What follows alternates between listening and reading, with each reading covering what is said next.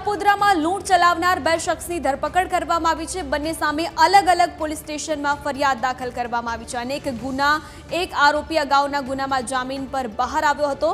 લોકોને કામ કરવા માટે આવાવરું જગ્યાએ બોલાવીને તે લૂંટ ચલાવતા, તો આ સાથે લોકોને મારીને લૂંટ ચલાવતા હોવાનો પણ ખુલાસો અહીં થયો છે। જે આપણા ફરિયાદી છે હાલના ગુનાના એ હીરાબાગ પાસે જાય છે। હીરાબાગ પાસે 3 અજાણ્યા માણસો એને મળે છે અને તેની સાથે વાતચીત કરે છે કે ભાઈ આપણે કામરેજ ખાતે એક મકાન બનાવવાનું છે, ત્યાં આગળ જઈએ, ત્યાં આગળ મકાન જોઈ લો એમ કરીને એને એક ઇનોવા ગાડીમાં ત્યાં આગળ લઈ જાય છે। ત્યાં એક ચાલતી સાઇટમાં દેખાડે છે કે ભાઈ આ મકાનમાં ફર્નિચરનું કામ કરે છે।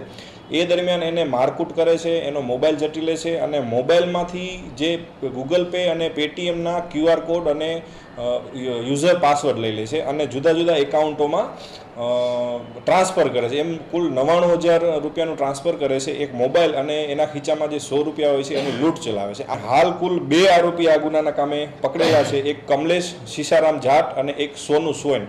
આ બંને આરોપીની ખૂબ જ ગુનાહિત ઇતિહાસ ધરાવે છે।